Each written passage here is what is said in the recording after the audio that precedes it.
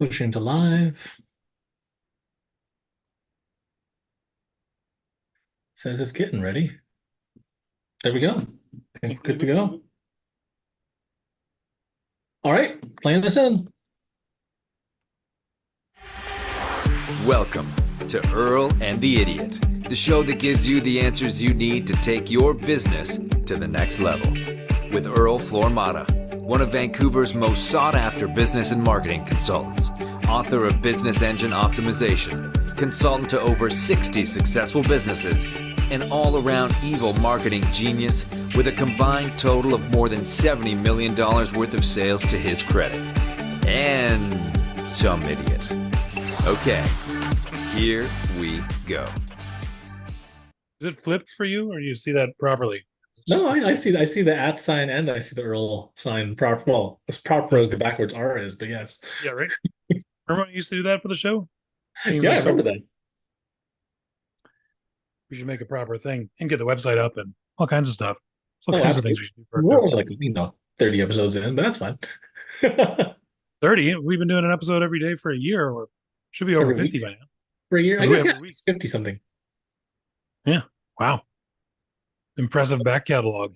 That's crazy. We should probably actually publish this. Yeah. You think it's about time we let somebody know we're doing this show, or should we just keep it Yeah, to maybe. ourselves?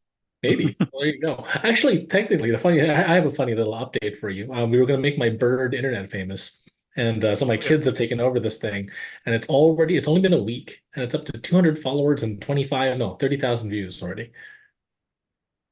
We The, should the just do a bird has bird more podcast. followers than us, Yeah. and more views than us. That's not disheartening at all, which is good. So I guess we should probably start publishing soon. We should probably start having the bird on here as a guest host, is what we should probably start doing. There you go. We'll have the bird come as a guest speaker one day, and then there you go. Yes. Speaking as a bird, what do you recommend for email marketing? Well, chirp. Yeah. Then we'll have to invent a service called Chirp. I'm sure it exists. I'm sure someone has chirp.com. Yep, absolutely. How are you doing, Earl?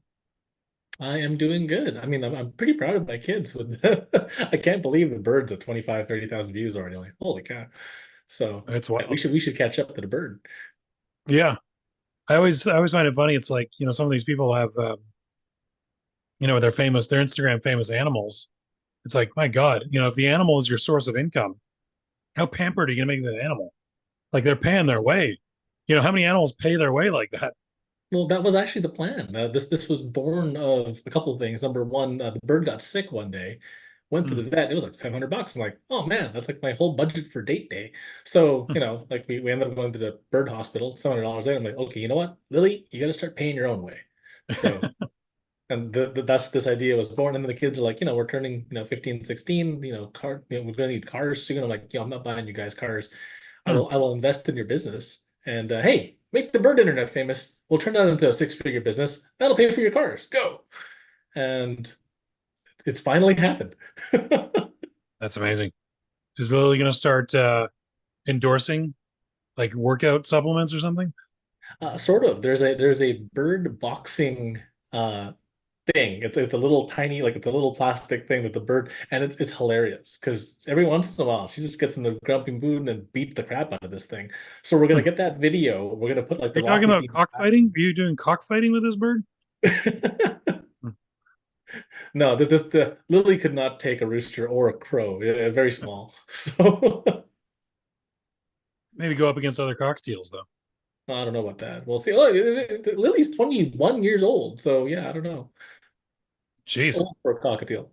sounds old.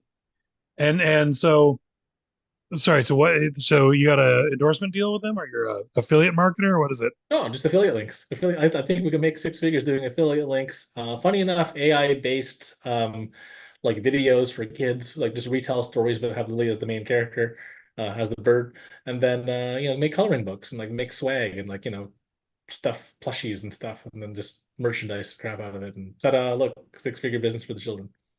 Yeah, I think it's very wise. That's what we should do a show on that, making six figures from your bird. Yeah, yeah. Once it hits critical mass and I'll do a recap of it. This is what we did and how we did it, and da, da, da, da, and the bird now makes more money than most people on the internet. So That sounds beautiful. How's your week going? You lots of networking stuff. You're doing lots of talks and things. lots of talks. I'm a year older and wiser, I hope. Oh, did you have a birthday? Birthday was on Sunday, so it was interesting having a birthday on Easter Sunday. So it's like, all right, well, I guess we're gonna happy Sunday birthday Easter thing. So yeah, Oh, Chelsea was on Saturday. You guys have almost birthday consecutive twins. birthdays. Yeah. Well, happy Yeah. birthday. I guess I'm bad on me for not wishing you a happy birthday. I actually remember I saw a post on Facebook, somebody saying happy birthday, but I was like, wasn't that a couple of weeks ago? This must be just an old post coming up. For some No, reason, no, I it's thought I thought you had your birthday a couple of weeks ago. I'm pretty low key on birthdays. I'm not a big birthday kind of giant throw a party kind of guy. So we just Yeah. went for a walk in the park and fed the squirrels, and I was happy. So Well, all right then. So you're older and wiser, and you're giving you give a talk on AI this week.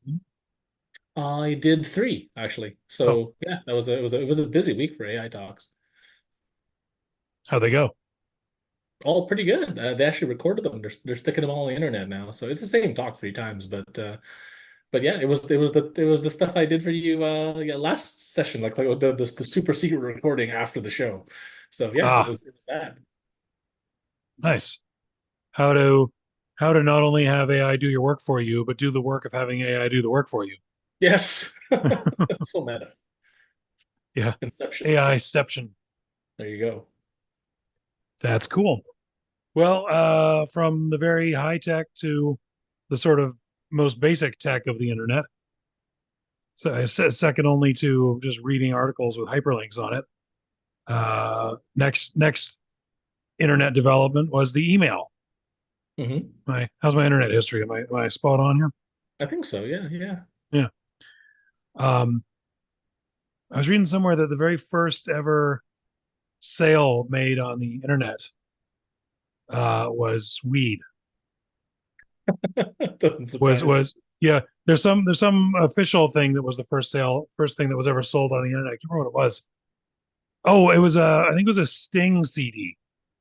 Huh. Someone bought a Sting CD online, but actually before that there was two guys from one university were talking to guys from another university and asked them if they had any weed, and they said yes.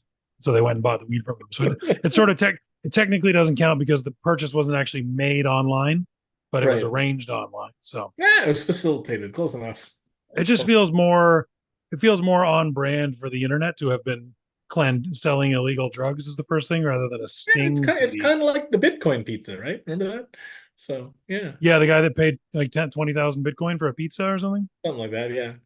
And today it would be worth $700 million. Yeah. Makes for interesting coffee shop talk, though. Hey. Yeah. Hope he saved that pizza. So yeah, we wanted to talk email today, use of email, and specifically following up with clients. I know why I picked this, but what made you suggest this as a topic today? I literally just gather all the questions, at least ones I remember, that people Hmm, ask me throughout the week. That's how I throw them at you. I just go, wait, on Tuesday we did this, and on Wednesday we did this, and on hmm, Friday we did this. And I grab all the questions, the ones that stick out in my mind that aren't like boring, and then I throw hmm. them at you. And then you pick one, and then like literally at random, whatever you feel like. And then that's the one I feed to the AI, and then that's what we talk about for our shows. Oh, yeah. Lots of prep, lots of prep. Lots of prep. Yeah, exactly. Thank you, AI. I mean, I chose this one because I got a client I'm setting up his email, the use of email for his marketing. He's been paying $200 a month for MailChimp and not using it Hmm. at all. Well, time to use it. Time to put it to Yeah, work. exactly. Well, he's got one of his employees uses it to send a newsletter to like 20 acting agents in Vancouver a couple times a month. Hmm. Not a great use of it. Meanwhile, he's also paying for a CRM that has the capability of sending emails, But doesn't. but doesn't do that either. Yeah, So he absolutely. was paying for an email service he didn't need and not using it, and also having a redundant email service that he also wasn't using. So I've been working on setting that up for him, and yeah, I should probably learn some best practices so I can advise him and his sales team on how to best utilize this awesome power called email. I chose for the background today. I chose the most sort of dated image I could. I literally said clip art at symbol. As old as Because you can make it. yeah, these days when you hear email, people tend to think, oh, email. Nobody emails anymore. And I know that like there's one the client that's an acting school. They are communicating with a lot of young people, young kids that want to become actors, and they say they never respond to their emails. They only ever respond if you message them on social media. Yep. So before we start into this email stuff, make the case. Why is email still important? What are the stats or the evidence backing this up? So email is still the most ROI you can get out of a marketing thing, right? Hmm. Like average email ROI is something like 37 to 1, something like that, 38 to 1. So every dollar spent in email always turns out into a profit. And you're absolutely right that just the younger generations don't use it, but the younger generations also don't have all the money, right? The people who have the money are the old guys. So since the old guys have the money, guess who checks email still? Old guys. Nice. So that's the argument, right? So I'm sure later down the line, you're gonna have to figure out some way to manage all your DMs and stuff on all the multitude of platforms. But it's real simple. You fish where the fish are. You hunt where the money is, right? So Yeah. if that's what you're trying to get, you want more money for your business, then the old guys check email and they buy through email all the time, all day long. And I guess ultimately it sort of comes down to a really simple concept of you're sending a text message with possibly some visual elements in it, and whether it's email or through like messaging on social media, either way, you're still the same concept. You're still sending a message to someone, It's basically. different. It's different. Email Okay. seems to be quote unquote more formal, right? Yeah. So, dear so and so, blah blah, proper letter structure, sincerely your name, right? And then Mm, signature, blah blah blah. You don't put that stuff on a text message. You don't put that stuff on an S like a DM, right? Like mm, it's implied that it's from you since they're direct messaging you from their account, right? You don't have to realize that, oh yeah, this isn't some weird stranger on the internet. Yeah, I know this person. You click on the account, there's got their face on it and some videos of them cooking a hot dog. mhm. Cool, right? So you know that that's them. So it's and typically, SMS DM is a shorter form, right? And it's Yeah. acceptable to use a lot of like shorthand for stuff. Whereas on email, it's mostly a faux pas. I don't know. I don't understand why it is. It just Hmm. is, right? So Lol.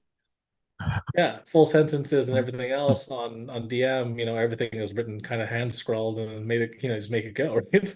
So Okay. So now you say that 38 to 1, you spend $1, you make 38. Is that what you're saying? yeah, if you do email marketing correctly, yeah, absolutely. Hmm. But is that like, because if we send an email out through our CRM, we're not spending any money on it except for the marketer's time Well, to yeah, create but the you still email. have to spend time on staff, on this, on that. Yeah. All right. And is this,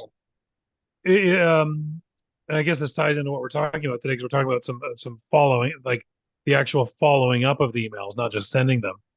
Well, Um, yeah, like so if somebody visits your website and they put a bunch of stuff in their cart and then they abandon, mhm, a reminder email saying, "Hey, you left some stuff in your cart. Do you still want this?" increases sales by a large amount, right? mhm. When you're dealing in, you know, like sizes of like 8 figures plus, and it makes a 1 to 2% difference in your income. 1 to 2% difference on 10 mil is a good chunk of money. Yeah. So better send that email.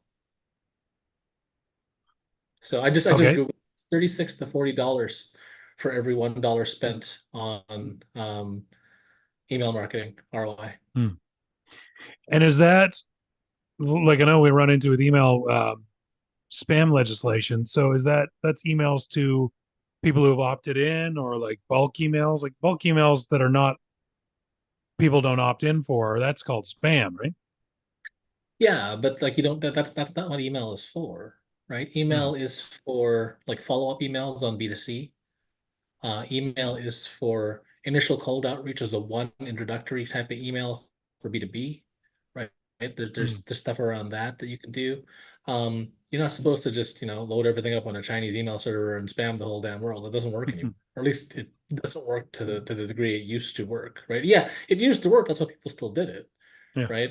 But the problem with that is they're not really targeting, they're not really segmenting. They're just, how many emails can we pump through a server in a country where it's very hard to prosecute? You're right. And so, And then you're and then throwing generally 10 million emails at. yeah. And generally the content of those emails are going to be scammy businesses anyway. You don't do that kind of emailing for a legitimate business. Well, they don't really check, right? So in from the scammy emails from, overseas servers, I get a bigger everything, right? Yeah. From breasts to penis. They don't really check if you're a girl or a guy. It's like maybe you want both, who knows? And Yeah. so, they just send you everything, right? And so, yeah, I've you just when they just spam that much, there comes a cost to it. And Google, Yahoo, a bunch of other guys got together and they actually shut down a lot of the mass email type stuff. And they got rid of a lot of those mass email kind of things. They actually block a bunch now. Hmm. Um, yeah, because you're not gonna do a giant spam email out of a shady server overseas somewhere for your restaurant in Vancouver. And neither will you email 10 million people. You don't need Hmm. to, right? If you've been a restaurant owner for like 5, 10 years, you might have an email list of 1,000 or two. And that's all you need, right? Like most restaurants don't Hmm. even have seating for like 100, right? So if Yeah. 10% of your list actually said yes at the same time, you're screwed, right? Like there's a line at the door and like 35 angry people writing bad reviews about you. So you don't really need to send that many. It's just be specific, be targeted, make people feel special with the email. Okay. So let's have a look at what AI has to tell us about following people up on email. There we go. First thing it says, personalization is key. Tailor your follow-up emails and SMS messages to each client's specific needs and interests. Use their name, reference past interactions or purchases, and offer relevant recommendations or solutions. Personalized communication shows that you value their business and are genuinely interested in helping them. So yeah, agreed. Mhm. Personalization is absolutely key. You can't screw this up and go, hey, first name no more. I mean, it should probably populate the field with their first name. Understanding who they are and what they've bought in the past is definitely key, right? Especially in the Mhm. e-commerce side of the equation, right? Hey, you bought this thing. This other thing that you looked at that you put in your cart but you didn't buy is actually on sale now. Did you still want it at a discount? Come get it. And then when that happens, you feel like it's almost a personal service going, yeah, I did look at that. Yeah, I did put it in the cart, but at the time, 30 bucks was too expensive. Hey, you're selling it for 25, $20 now for 10 bucks off? Yeah, you know what? For 10 bucks off, that's a good deal in my books. I'll buy that now, right?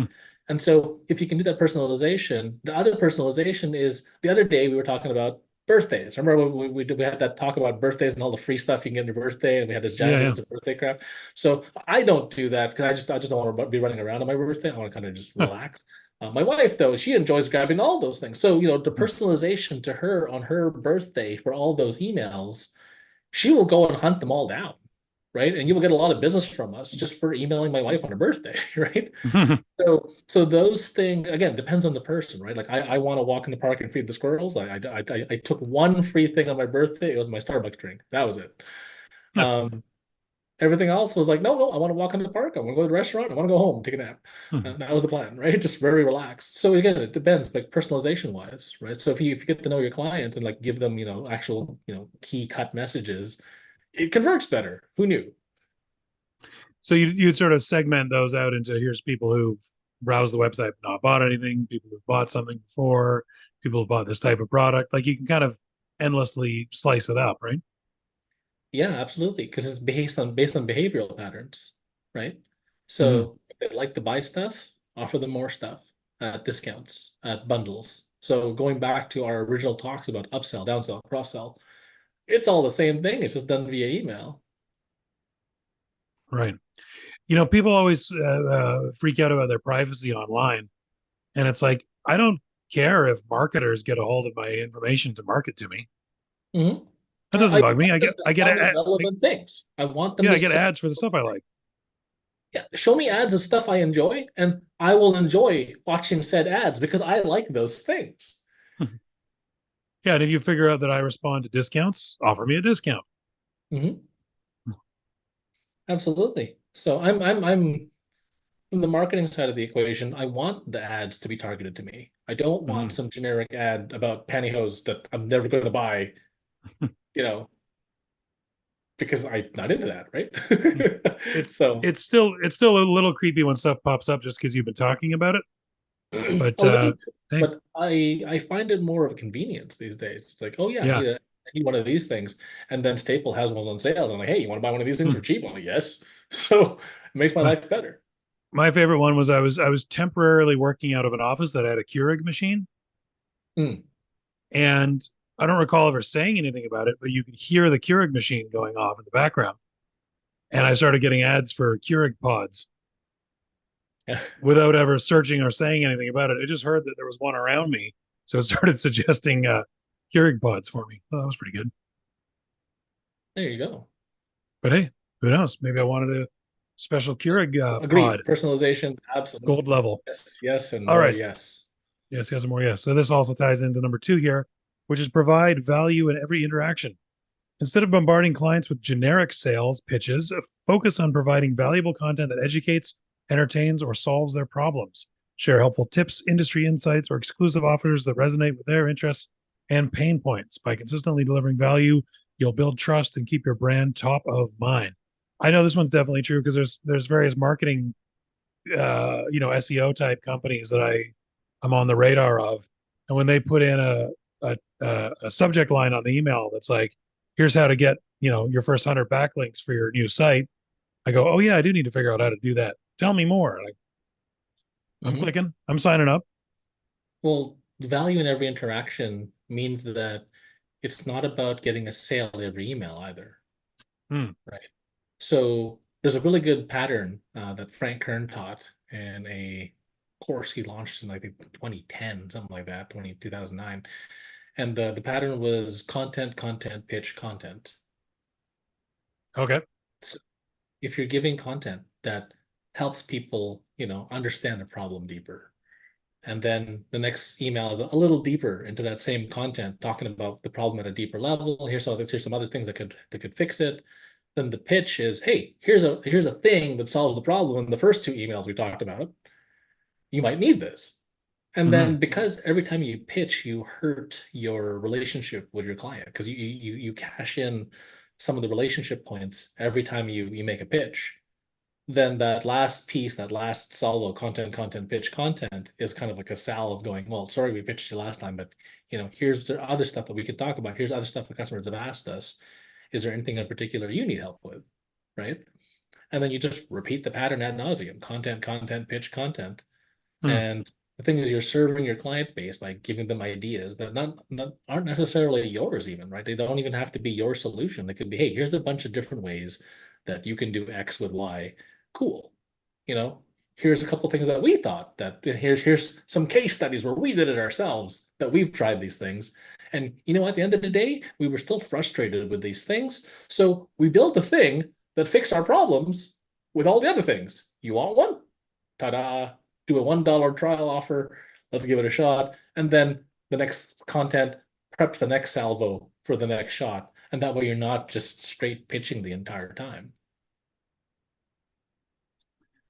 That sounds good.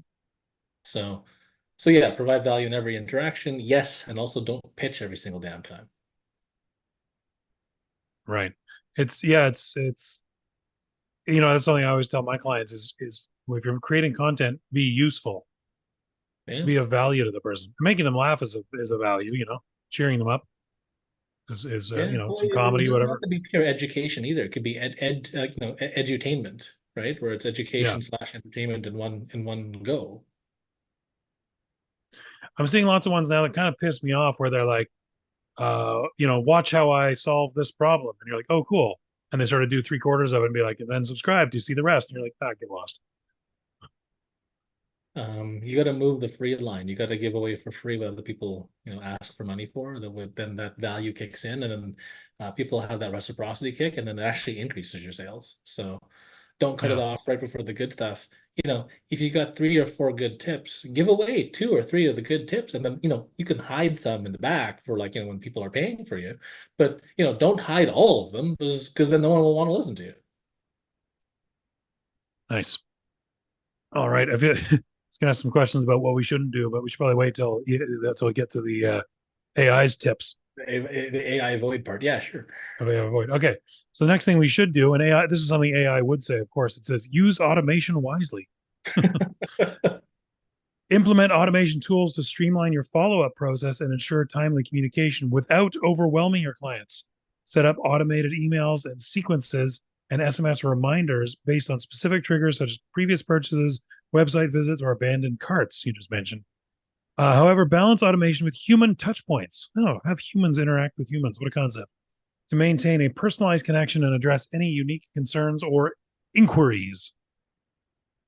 Yeah, I would agree with that. It can't just be all pure automation all the time because automation can't replicate a human yet, right?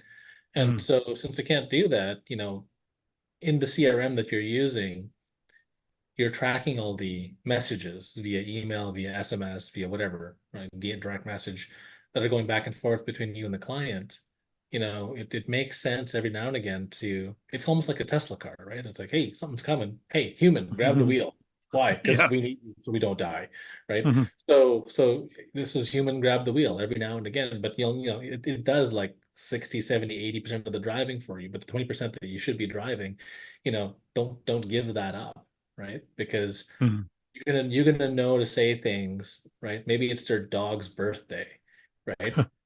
And you have a picture with your dog with a party hat. Like you can't, there's no automation for that. You have to slap a party hat on your dog, make sure it doesn't eat it, and then take that picture. And, Selfie, quick, go, boom, shoot. But if you do that and you wish their dog a happy birthday with your dog with a party hat on, I mean that is personalization touch. Going back to point two and point one. Um, and yeah, I mean that's using automation wisely. Not everything needs to be automated. Sometimes the personal touch helps. That sounds good. There's the Occasionally, three tips. I agree with AI today. All three there tips you go. for Don't fall asleep in your Tesla. That's the moral of this story. yes, also that. Hmm.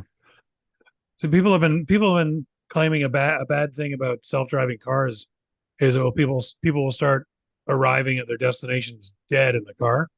And they're like, "Oh, this is terrible." And I was like, "Well, it's better than them dying on the road when the car is not driving itself." Well, exactly. Well, then you can just program the car to drive them right to the hospital or the morgue. So Yeah, take the car should check on your vital signs and just take you straight to the hospital. All right, now here is what AI believes are two things that we should avoid: overwhelming frequency. Now, this is kind of the question I was going to ask. that's a good one. There you go. Avoid bombarding clients with excessive follow-up messages, whether it's through SMS or email. Respect their time and inbox space by spacing out your communications appropriately. Sending too many messages too frequently can annoy clients and lead to unsubscribes or even complaints. Yeah, man. You can't email me every 4 hours of the day. Yeah, That's not right. yeah. So, you imagine someone tapping you on the shoulder every now and again, right? Mhm. Every couple of days, someone taps you on the shoulder, hey, I need this thing, or hey, you want this thing, or da, da, da. That's totally acceptable, Mhm. right? Just think there's a human there tapping you on the shoulder. And so some guy's sitting there tapping you on the shoulder every 15 minutes, you want to punch him in the face. It's like, nope, it's too much. I'm gonna kill you now. And It's so, like Stewie on Family Guy. Mummy, mummy, mommy, mama, mama, mommy. mum, mum. Exactly. I love that clip because it drives Mm. my wife crazy. Because literally the kids did that when they were tiny. And I Oh my just god. put that on play and then it's like, yeah. Mm. And it's pretty funny because like, hey dad, yeah, where's mom? So yeah, overwhelming frequency. Don't overdo it, right? Yeah. You don't be scared to talk to the clients either. Right. This Mm. one guy had like a list of 2,000 people that have bought from him over the course of 10 years. He's never emailed them once. I'm like, what the hell? Email them. They want to hear from you. But he's like, I don't want to bother them. I'm like, dude, one email every 6 months to a year is not bothering them. Right. It's just a reminder that you're alive and they should probably order from you again. Right. Yeah. I've So I've got a few things I'm subscribed to, and if they send me one email a day, I generally will sort of check the subject line, see if I care about it, delete it. But I've got another guy who's emailing me like 4 times a day, and I like this guy, so I don't want to unsubscribe. But if I wasn't that invested in the entity, it becomes, you don't want to have to comb through 4 of these every single day and delete them. You start nudging over to having your computer filter it out. That's going to affect your spam scores. Mm-hmm. So it's whatever your customer base would be happy with in terms of how many connections that they want from you, Yeah, right? I was going to ask, is there a hard and fast rule on it, or it's just kind of you got to feel It it out? honestly depends on the nature of the industry, right? Some Hmm. industries allow you to email your customers every day and they expect it. And if they don't get an email every day, they're unhappy, Hmm. right? There are some email structures where if you're running like a campaign or you're running something important and you want hourly check-ins, you might actually want hourly emails from a thing, right? Because it'll tell Hmm. you, hey, this is what's going on. But sometimes I just want to hear from them once a quarter, and that's plenty, right? So again, it just depends on the usage and the use case Hmm. scenario. Like the daily one, I know I've given this example before. Like a buddy bought a horoscope company. Well, they Oh yeah, want their daily horoscope that must be daily, otherwise they get mad, right. right? I But feel like if I feel like if a company emailed me once a quarter, I'd be too worried I was going to not see that email. I was going to get lost in the shuffle. it again depends on the email. If you sell like $45,000 deep freezes, you know, I don't really need that very often. Yeah, So once a quarter is perfect because if my deep freeze dies and I need one for a restaurant, oh yeah, well, that's perfect freaking timing. Good. It fits our quarterly budget. That's an excellent kind of thing when you're asking right. for 40K, right? That makes sense. You don't want to email them every Tuesday, go, hey, one deep freeze, Hmm. right? Yeah.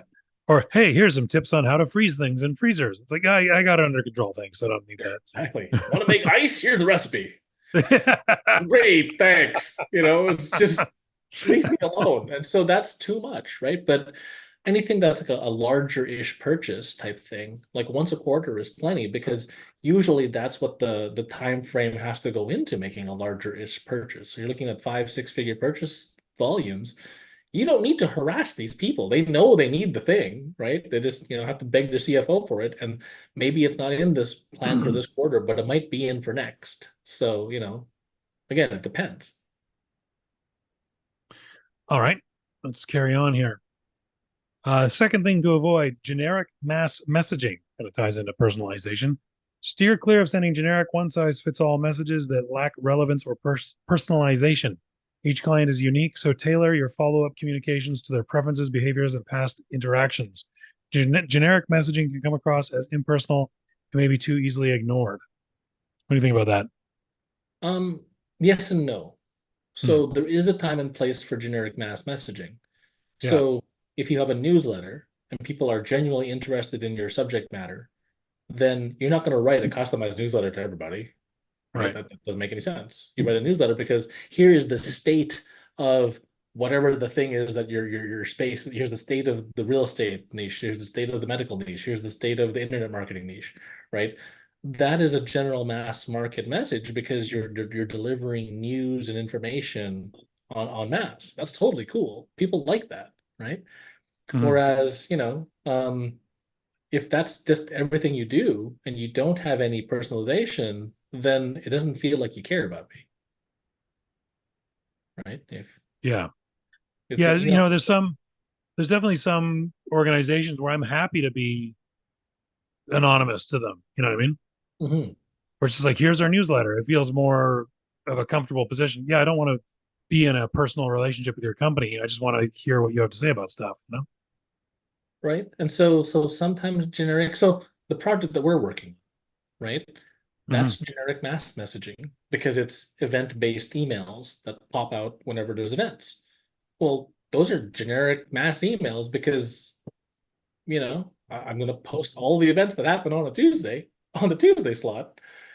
That makes sense, right? I'm not going to cater it to you just yet because there might be an event that might not be catered to you that you might have a passing interest in, and I didn't know that you liked foosball, and maybe you want to come to the foosball event, Hmm.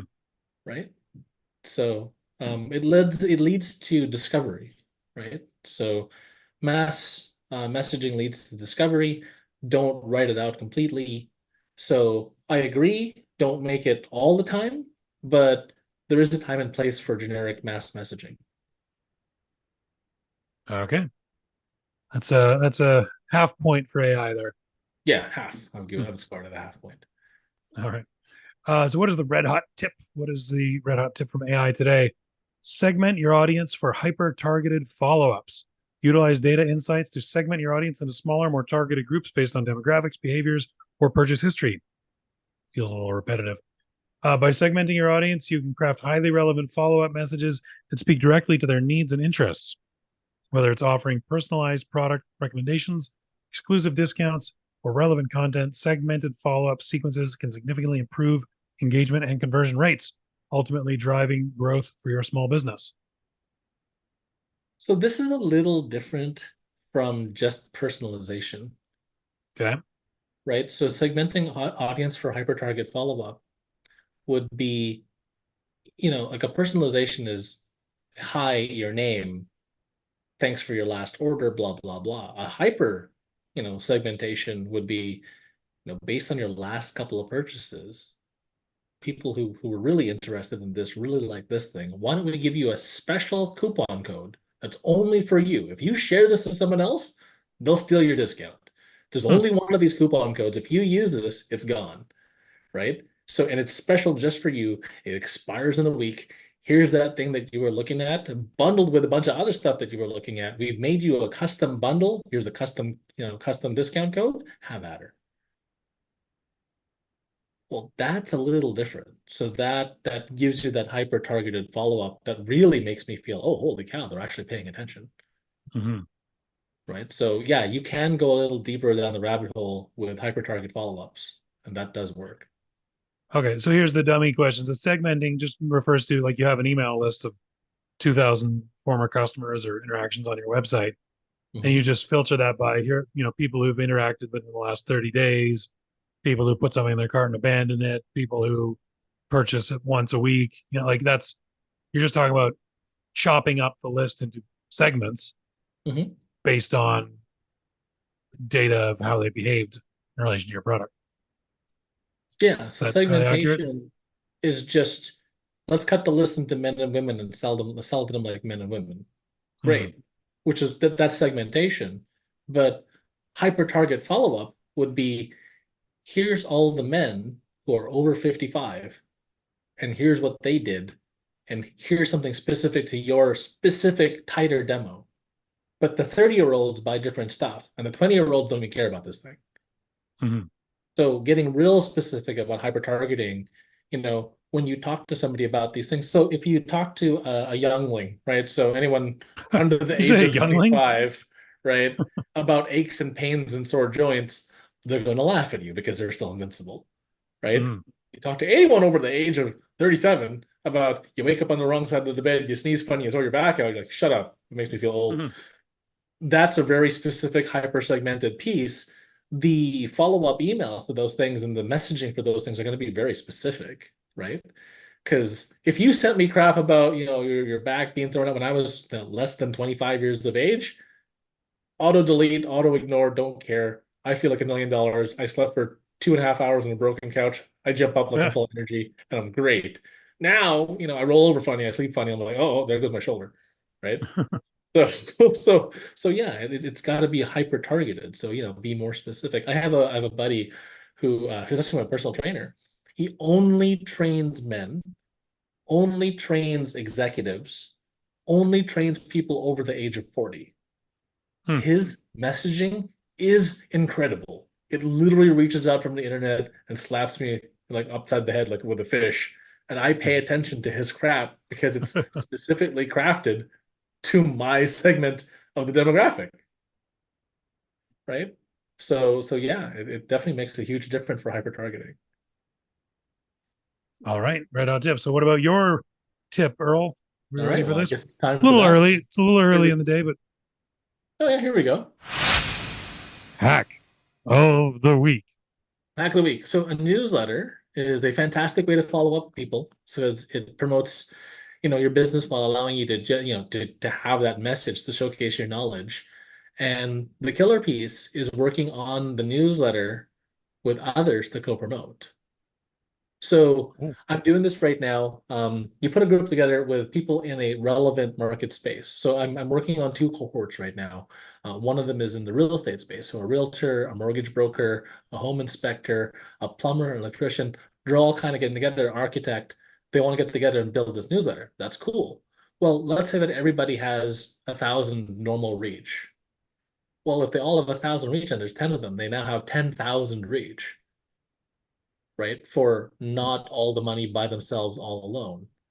Another group is doing this with like in the finance space. So a financial planner, insurance guy, banker, all those things going into that specific arena. Then we have another group that's doing it's like a doctor, a dentist, a chiro, an RMT, and everybody in the medical space. And so building these newsletters. So I know the AI where we gave it a half point was generic mass messaging. If you do this right with a conglomerate of people and build your own little mini syndicate and build that out, you literally 10x your reach for less than like half of the cost, right? Of doing it on your own. And you get way more bang for your buck if you do it properly. So so like for example, I've got a acting school client. They could team up with like a photographer that provides headshots and maybe a modeling agency, yep. or an acting agency, something like that. A speech coach who talks to because some people they want that vocal training either to be a voice actor or to just be able to do accents. Yeah. You have somebody who does like a fashion person who's a special buyer, so they actually get you all the different wardrobe kind of looks and feels, so that when you go to your photo shoots, you have that specific look and feel, and you've got the clothes to then make it around you as well. Hmm. Then you've got the positioning guy, the person who writes the scripts, like a writer type person who can write the stuff for you. So when you say stuff, it sounds super intelligent because it's like, oh my God, you have a writer, right? Yeah. Like I would kill for a good writer myself, right? It's just like, oh man, because I have to come up with all the crap on my own. It's like, well, if I had a writer, hey, awesome. So I ended up hiring a writer. And now the writer actually writes all of my LinkedIn posts. So for the past 2 weeks, the LinkedIn posts that I've been posting that weren't reshares Hmm. or the writer taking my content and repurposing it and making it sound like me. I'm like, oh, this is really good. And Hmm. so all You those say, things you put say you hire together. when you say you hired a writer, you mean you just found a good AI program, right? No, no, I actually hired a marketing agency, and they do a but they like all my LinkedIn posts are now getting like 200 plus likes and 30 comments and blah blah. So like hiring the team to do that sort of thing, putting all these guys together in such a fashion, right? So like you make websites, right? Hmm. And you kind of do SEO, but you're not a specialist in SEO, right? So if you paired up with an SEO firm, and I know you do some ad buying, but you Hmm. don't buy on every network. I don't know if you do TikTok buying, right? Maybe you don't do LinkedIn buying. So if you had those guys in your network, you could bring those guys into a newsletter. And then if you had like an email specialist who wrote emails for a living and like actually did like emails, and that's all they did all day long every day, you know, that would be a really excellent add to your network. So if you put a bunch of people together, did this together, it would only cost you guys 200-300 bucks a month each to put this together, but you would 10x your reach and you could cross sell because you saw each other all the time, right? So it was So just an excuse to run into each other all the time. You yeah. hire one VA between the lot of you, and you hire one print shop to print between the lot of you. And there's economies of scale because if you print 100 versus if you print 1,000, it's way cheaper to print 1,000. Hmm. So, when all of you buy it together, you get the same 100 units that you would have bought yourself at like half the price. So what sort of content would you be expecting from the people in your syndicate? Little short, tiny blurbs, like really little tiny bits, just interesting bits and bobs that get the audience thinking. Right? You don't need to write a Like, book. It doesn't need to be yeah. giant, right? It has to be small burst edutainment style information where it's educational and entertaining at the same time. Okay. So something helpful but entertaining. Yeah. And the thing is people go, well, I don't want to write a newsletter because it takes too long. Hmm. Just interview everybody. Interview everybody like once, for an hour or two each, and you've got enough content for a year, right? So literally, you interview them for an hour or two on their subjects. You ask them all the pertinent questions around their area, and before you know it, you have enough content to choke a donkey. Now you got 10 of you doing this. Take that little side blurb, pop them all together, schedule them, prep them, get them ready, format them, give them to one VA. They'll make it pretty all in one shot, and then you're done. And now your marketing is done for the year. And it only costs you, let's say, $200, $300 a month, or whatever the cost is to put this together, because there's 10 of you paying for it. Yeah. So instead of you paying for it through the nose by yourself, you're co-sharing, co-marketing this with a bunch of other people who serve the same target market as you, but aren't your direct competition. So you guys could actually be friends. So how often would you say to send this out? You might have said that, I missed it. Monthly. Monthly. Right? As an MVP, started off with quarterly, because the number only has to come with four half decent points, right? Mm-hmm. But anybody who's good at their craft, you just poke them enough and they'll come up with 10 to 12 things that they really want to yak about, or 10 to 12 things that grind their gears about, their business space, or 10 to 12 things that they wish their customers would know, right? Yeah. So, I wish that customers knew that it's much easier for me to make layouts for websites if you kind of give me the content first. So if I know the content is sparse, I can space stuff out. If I know there's a whole whack ton of content, I can format it and chop it up so it looks nice. But it depends. Like a site with a lot of words versus a site with a few words is a very different design process. If you can give that to me first, ta-da, right? And so, one of the things that increases website, length of time to deploy and cost to make this thing happen is changing your damn mind all the time, and then making poor Dan have to, move that to the left, move that to the right, right? Yeah. I had one crazy client back when I used to make websites. Can you move this thing like 2 pixels to the left? I didn't do anything. I said, done. They're like, oh, it's perfect. I did nothing, right? And I'm like, yeah, it's perfect. Did I tell you? I think I did tell you that client of mine who was 8 years running that he didn't get me his content. Finally got your content. He's back. We have one. He gave me his bio, his past customers, and one of his services pages. He gave me the content for. Hey, better late than never, right? Right. I just made it a point to just never follow up with him and just see what happened. Right. There's my answer. It takes 8 years. 8. There you go. Long ass sales cycle. Yeah. It's okay. He paid me most of the dough before he disappeared. There you go. But that's what I mean, right? So yeah, hack of the week is build your own syndicate, make your own little, networky group, and then everyone publish together. It's cheaper for everybody, right? And you only have to hire one VA for everybody.